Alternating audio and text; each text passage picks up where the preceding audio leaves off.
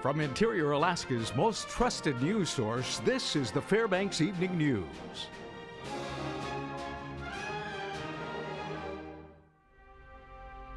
Good evening and thank you for joining us. Our top story this evening, a woman accused of shooting her cousin with a .44 caliber pistol was arraigned Thursday. That's right, 25-year-old Emily Clark is charged with first-degree murder in the death of 33-year-old Janelle Clark. Janelle was found shot to death at the apartment where she lived near 26th and Gillum Way. Emily had reportedly been living with Janelle. Police say Emily told them she shot Janelle after Janelle told her to get out of the apartment. Now bail in the case was set at $500,000. And in other news this evening, a motor vehicle accident involving two vehicles on University Avenue sent one person to Fairbanks Memorial Hospital. Earlier today, Alaska State Troopers responded to a call of a head-on collision between a red pickup truck and a Toyota Highlander on University Avenue near Geist Road. Troopers say that it was fortunate that only minor injuries were sustained by one individual. Sergeant Jess Carson says that there have been several motor accidents over the past few weeks, including 2 other accidents reported today. He recommends that drivers be extra cautious given the recent snowfall. We have several people sliding through lights today, not adjusting properly to the slick road conditions, and they need to adjust not just for their driving, but in case somebody else isn't driving properly as well. You might be right if you wait for your light to turn green, but that doesn't heal you or make you alive if you're killed in the accident. So it's important that we drive defensively today. Leaders in the Alaska legislature are calling on Governor Bill Walker to take immediate steps in order to address budget concerns. That includes a hiring freeze and limits on travel. In a letter Tuesday, legislative leaders called for an accounting of spending for the first 6 months of state operations in the current fiscal year. They also called on Walker to identify possible reductions in discretionary spending. The letter was signed by Senate President-elect Kevin Meyer, House Speaker Mike Chenault, and the co-chairman of the House and Senate Finance Committees. The legislative leaders say the immediate concerns of a possible $3 billion deficit and protection of the state's credit rating will take center stage when lawmakers convene in January. Average retail gasoline prices in Alaska have fallen 9 cents per gallon in the past week to $3.15.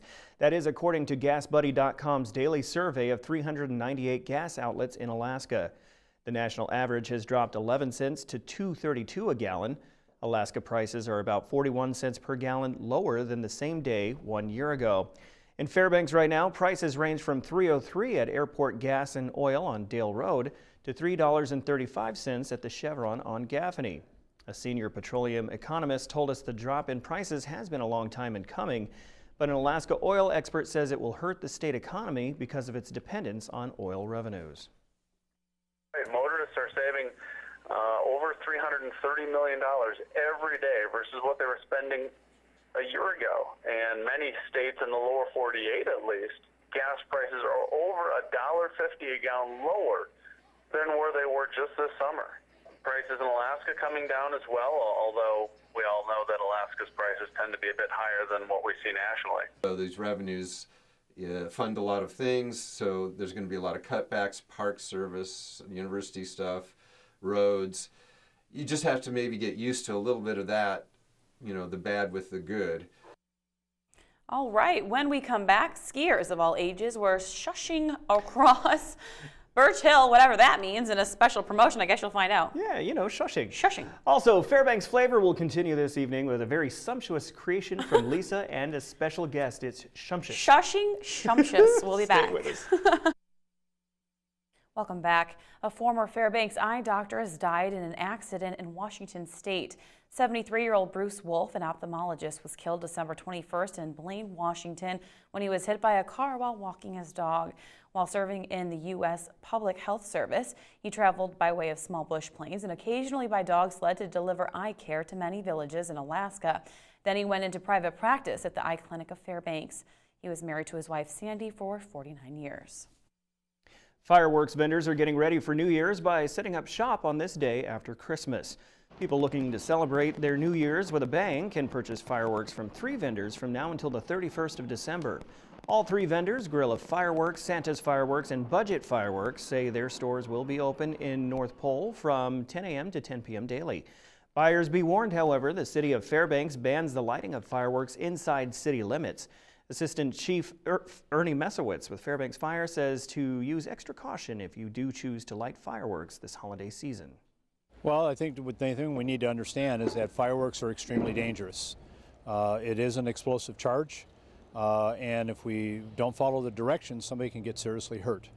And so again, we need to make sure that we handle them safely, that they're handled by an adult, that we discharge them in a safe area away from any structures or material that's susceptible to burn. The Birch Hill Cross Country Ski Center was active today during the 11th annual Ski Your Age in Kilometers event. 22 down, 24 more to go.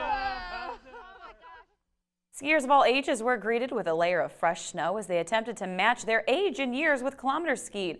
The event officially ran from 10 this morning until 4 o'clock this afternoon, though some skiers were able to start early. There was no entry fee, and organizers expected over 100 participants throughout the day. Anyone who skied a kilometer or better was recognized for their efforts. For some, this was a chance to burn a few calories following holiday feasts, while for others, it was more of a competitive event. And every year that I've done this, we've had kids like 4 or 5 years old, all the way up to 70-year-olds. The range is huge. We've got people who are very non-competitive, who are just out here for some fun, and we've got people who are really competitive and they come out here and they try to ski as much as they possibly can. It's fun that it involves everyone. It's time again for Fairbanks Flavor. Let's see what Lisa and her guest are cooking up this week. Hey, it's Flory. And Lisa Gambardella, welcome to Fairbanks Flavor. Today we're making chicken saltimbocca. Go ahead and hit that hot pan with some oil. Love me some oil. I love it. Now throw some chicken in there. We've dredged it in a little flour. Listen to that. Nice. All right, I'm gonna salt it. You're gonna pepper.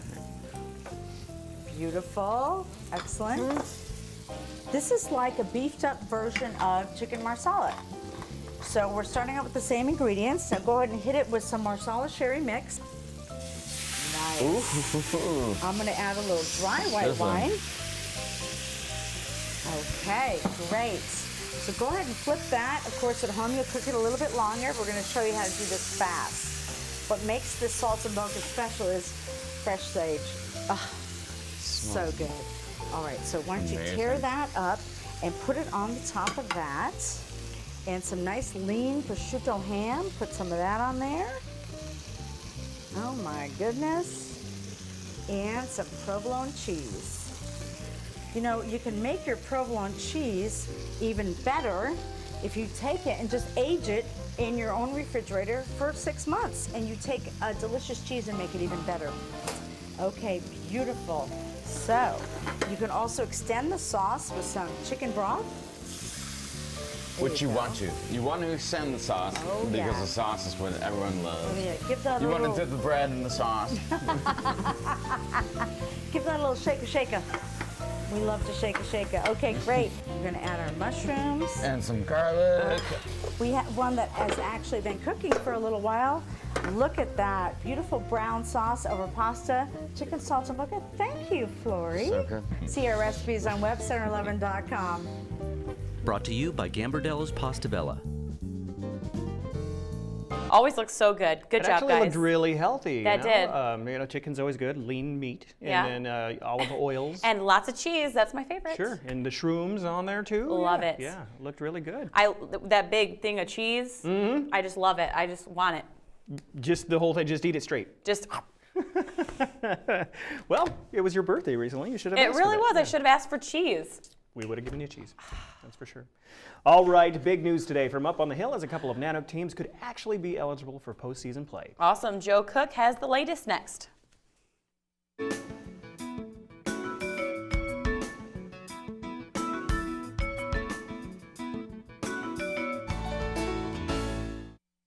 Welcome back, Interior Alaska. Hope you had a great holiday. Joe Cook here with your local Friday sports. 'Tis the season for good news. Some seasons could be salvaged for the Alaska Nanooks after all. The UAF Athletics Department has appealed the NCAA's decision for a postseason ban for the women's swim team and the women's basketball team for this season. The NCAA handed down sanctions on November 5th of postseason bans of women's basketball, swimming, hockey, and men's basketball, loss of scholarships, and a $30,000 fine for UAF's eligibility infractions. Since the decision for the two sports is in the appeal process, the women's basketball and swim teams are eligible for postseason play this year. The postseason ban is essentially on hold. Currently, the basketball team is 8-4 and 9th in the GNAC with an 0-2 record, but they have the 4th most wins in the conference so far. They have to finish in the top 6 for a GNAC tournament postseason berth. Swim team posted 5 NCAA qualifying B times in their last outing at the Husky Invitational earlier this month.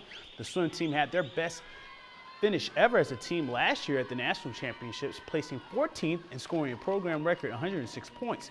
But UAF isn't out of the woods yet. Appeals of this nature could take 6 to 12 months before a final decision is made. If the appeal is denied after postseason play in March, the women's swim team and basketball team will be ineligible for 2015-2016. If the appeal is granted before or after postseason play, the Nanics will be in the clear. The Nanic hockey teams and men's basketball teams agreed to accept this year's postseason ban, and they will remain eligible for next year. A number of local basketball teams will be playing in tournaments in Alaska in the coming days. The Monroe Rams boys basketball team will be competing in one of the premier winter break tournaments down in Ketchikan. Let's go to Boileau Hall for more.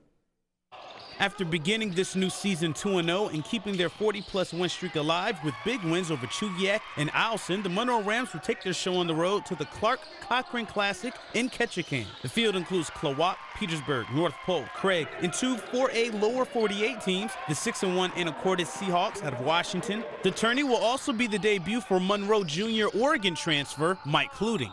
Yeah, I think it would be really good to get to play because I haven't played, other than the past summer, I haven't played an actual season game with him yet, so I think it'll be good to get out there and play with Jalen and all of them and just mix it up with each other.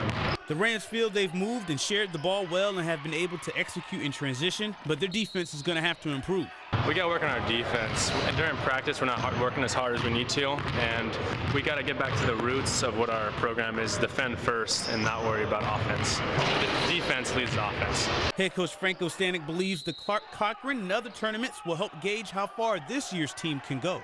I think it'll be an opportunity to go measure ourselves against good teams. Unfortunately, we may not be very happy with what those measurements are unless we start to develop more of a sense of urgency in terms of defending and playing with toughness. We're going to be in trouble. I think that it'll be good for us to go learn that. I think we're going to learn a lot over these next 3 tournaments. You know, we're in 3 back-to-back tournaments, all of them with tremendous fields. We need to come out of that a better team than when we go into it.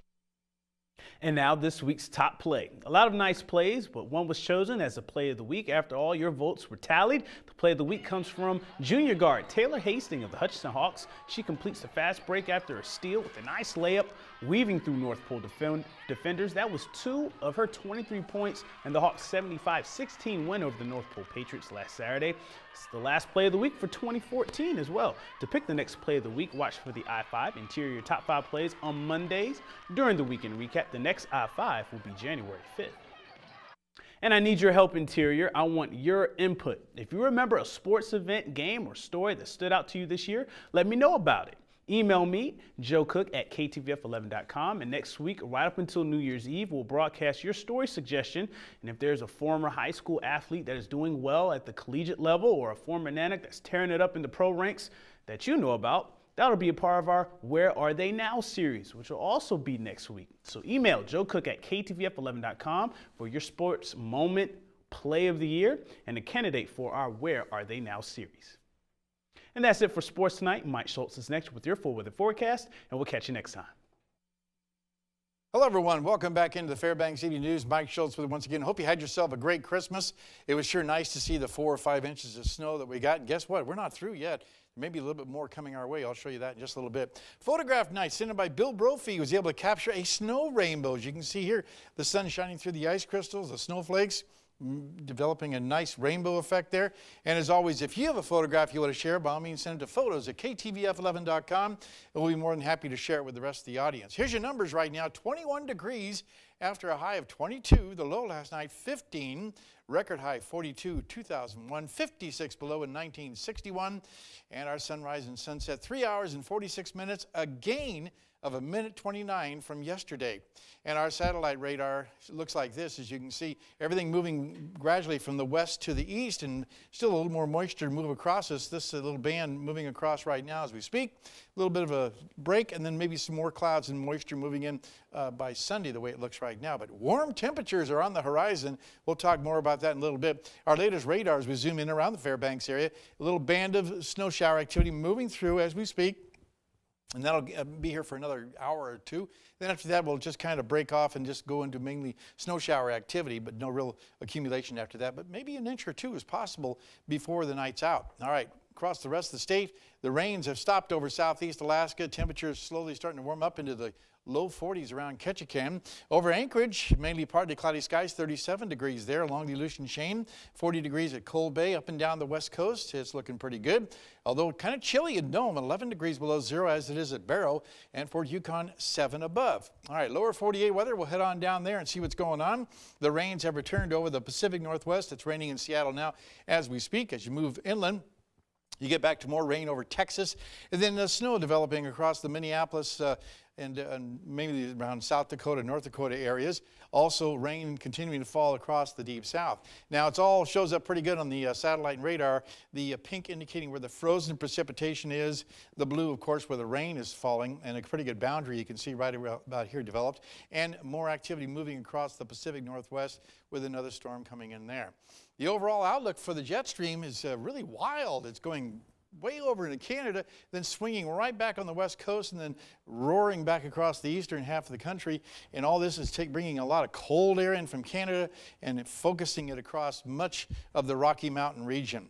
Well, back to Alaska for tomorrow. Here's what it looks like. And as you can see in the northern sections, cloudy to mostly cloudy skies for Barrow and Nome.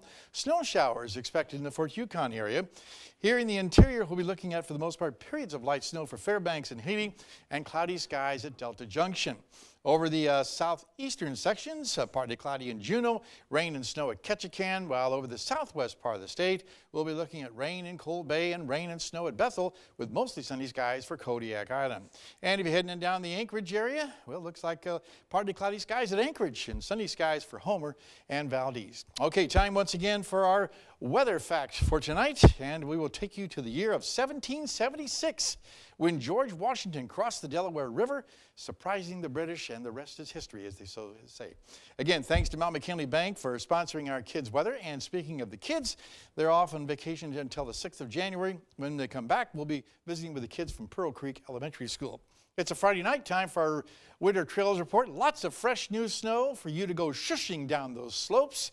Unfortunately, Skiland will not be opening tomorrow, and great opportunities for all you snow machiners, but be very cautious because there are a lot of avalanche potentials out there, so keep that in mind, and cross-country trails should be fantastic.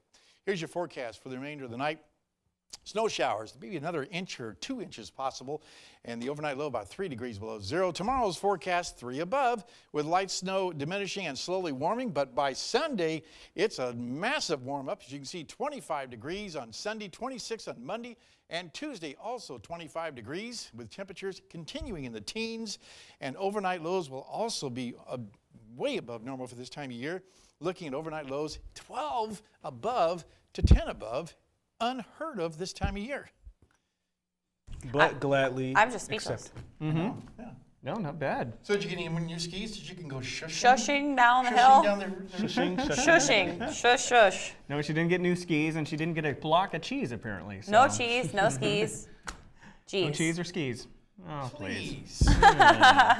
Oh, no. Okay, let's stop this right now. Because we'll go on like this for a long time. We will not appease you anymore. Oh, my gosh. I'm going to sneeze. Oh, all right, no. Well. They won't stop. It's just teasing. Okay, never mind. All right. That'll wrap up this edition of the Fbx Evening News. We're glad you could join us. Tonight on NBC Nightly News, end of the year shopping could pay off for consumers. That's next with Brian Williams. And don't forget to tune in tomorrow for the Interior's only newscasts at 6 and 11. Not the Interior's only newscast, but the weekend newscast, of course. That's right. Only one's on Saturday. But from all of us here at the News Center, have a good night and a great weekend. Shushing.